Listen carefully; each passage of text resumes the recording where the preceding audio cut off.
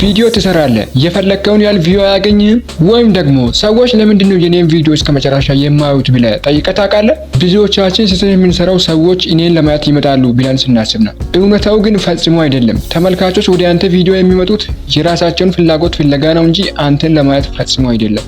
ዛሬ ተመልካቾች ከአንተ ቪዲዮ ውስጥ የሚፈልጉትን 3 ዋና ዋና ነገሮችን እነግርሃለሁ እና ይህንን ነገር ከተገበርከው ቻናልን እርግጠኛ ነኝ ወደ ላይ ይተኩሳል።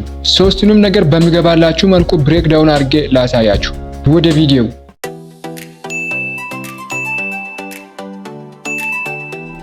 የመጀመሪያው ዋጋ ያለው መረጃ። የመጀመሪያውና ዋናው ነገር ጥቅም ነው። አንድ ሰው ቪዲዮውን ከፍቶ ሲመለከትህ ይህ ቪዲዮ ለኔ ምን ይጠቅመኛል ብሎ ራሱን ይጠይቃል። በሚገርም ሁኔታ የሚፈልገውም 3 አይነት ነገሮችን ብቻ ነው። እነሱም ትምህርት፣ መዝናኛ እና ማነሳሳት ወይንም ሞቲቬሽን ነው። አዲስ ነገር ታስተምራቸዋለህ።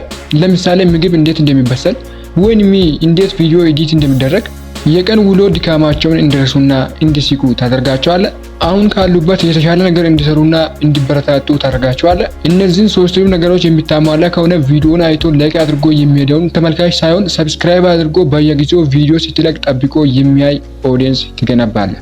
ነገር ግን ይህንን ቪዲዮ ከመስራቴ በፊት ተመልካቾቼ ከዚህ ቪዲዮ ውስጥ ምን ይጠቀማሉ ብለህ ራስን ጠይቅ። ሁለተኛው ትክክለኛነትና ግንኙነት። ሁለተኛው ምስጢር አንተነትህን ነው የሚጠይቀው።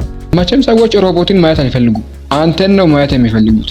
ተመልካቾች ከአንተ የሚፈልጉት ፍጹምነትን ወይም ፐርፌክሽንን ሳይሆን ትክክለኛነትን ነው የሚፈልጉት። ለምሳሌ ያጋጠሙህን ችግሮች አውራ፣ በራሲ አነጋገር ስታይል አናግራቸው። ተመልካቾችን እንደ ጓደኛ አድርገህ እያየ አዋራቸው።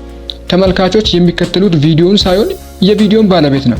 3ኛ ወጥነትና መተማመን። 3ኛውና ብዙዎች የሚሳሳቱበት ነጥብ መተማመን ነው። ተመልካቾች በየጊዜው እንደምትመጣ ካላወቁ አይከተሉህም።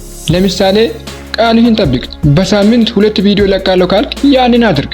ሁለተኛውና ዋነኛው ነገር ጥራት ላይ ፈጽሞ አትደራደር። ሁልጊዜም ካለፈው ቪዲዮ ቢያንስ 1% ለማሻሻል ሞክር።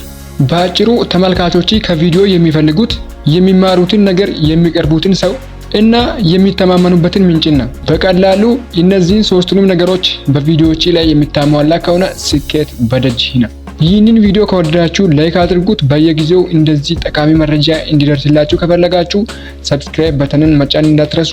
በሚቀጥለው ቪዲዮ እስከምንገናኝ ሰላም።